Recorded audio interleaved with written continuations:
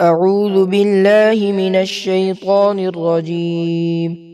میں پناہ مانگتا ہوں اللہ کی شیطان مردود سے۔ بسم اللہ الرحمن الرحیم۔ اللہ کے نام سے شروع جو نہایت مہربان بے حد رحم فرمانے والا۔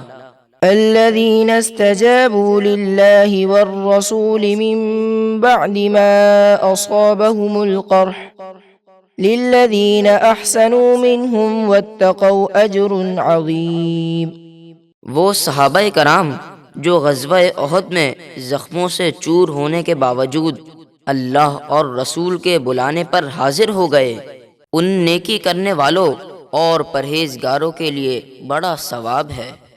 الذين قال لهم الناس إن الناس قد جمعوا لكم فاخشوهم فزادهم إيمانا وقالوا حسبنا الله ونعم الوكيل۔ جنہیں ڈرانے کے لیے لوگوں نے کہا کہ بے شک کافر لوگوں نے تمہارے مقابلے کے لیے بڑے لشکر جمع کر رکھے ہیں، لہٰذا تم ان سے ڈرو۔ تو یہ سن کر ان کا ایمان مزید پختہ ہو گیا اور وہ بولے ہمیں اللہ کافی ہے اور وہ کیا ہی اچھا کارساز ہے۔ فانقلبوا بنعمة من الله وفضل لم يمسسهم سوء واتبعوا رضوان الله والله ذو فضل عظيم۔ تو وہ ایمان والے اللہ کی نعمت اور فضل یعنی آسانی اور تجارتی نفع کے ساتھ واپس آئے، انہیں کوئی تکلیف نہ پہنچی اور وہ اللہ کی خوشی پر چلے، اور اللہ بڑے فضل والا ہے۔ انما ذلكم الشیطان یخوف اولیاءه فلا تخافوهم وخافون ان کنتم مؤمنین۔ وہ تو شیطان ہی ہے جو تمہیں اپنے دوستوں یعنی کفار سے ڈراتا ہے، تو تم ان سے نہ ڈرو اور مجھ سے ڈرو اگر ایمان رکھتے ہو۔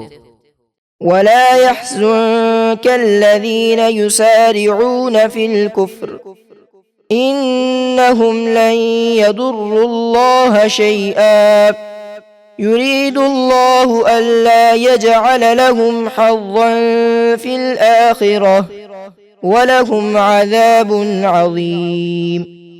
اور اے حبیب آپ ان کافروں کا کچھ غم نہ کریں جو کفر میں دوڑتے ہیں یعنی اسلام کے خلاف سازشیں کرتے ہیں، بے شک وہ اللہ کو کچھ بھی نقصان نہیں پہنچا سکتے۔ اللہ چاہتا ہے کہ آخرت یعنی جنت میں ان کا کوئی حصہ نہ رکھے اور ان کے لیے بڑا عذاب ہے۔ ان الذين اشتروا الكفر بالإيمان لن يضروا الله شيئا وَلَهُمْ عَذَابٌ أَلِيمٌ۔ بے شک جن لوگوں نے ایمان کے بدلے کفر خریدا یعنی ایمان چھوڑ کر کفر اختیار کیا، وہ اللہ کو کچھ بھی نقصان نہیں پہنچا سکیں گے اور ان کے لیے دردناک عذاب ہے۔ وَلَا يَحْسَبَنَّ الَّذِينَ كَفَرُوا أَنَّمَا نُمْلِي لَهُمْ خَيْرٌ لِأَنفُسِهِمْ إنما نملي لهم ليزدادوا إثما ولهم عذاب مهين۔ اور کافر ہرگز اس گمان میں نہ رہیں کہ ہم انہیں جو ڈھیل دے رہے ہیں وہ ان کے لیے بہتر ہے، ہم تو انہیں صرف اس لیے ڈھیل دے رہے ہیں کہ وہ گناہ میں اور بڑھ جائیں اور ان کے لیے ذلت کا عذاب ہے۔ ما كان الله ليذر المؤمنين على ما أنتم عليه حتى يميز الخبيث من الطيب وما كان الله ليطلعكم على الغيب ولكن الله يجتبي من رسله من يشاء فآمنوا بالله ورسله وَإِن تُؤْمِنُوا وَتَتَّقُوا فَلَكُمْ أَجْرٌ عَظِيمٌ۔ اے لوگو اللہ ایمان والوں کو اسی حال پر نہیں چھوڑے گا جس پر ابھی تم ہو، یہاں تک کہ وہ ناپاک کو پاک سے جدا کر دے، اور اللہ کی یہ شان نہیں کہ اے عام لوگوں تمہیں غیب کا علم دے دے۔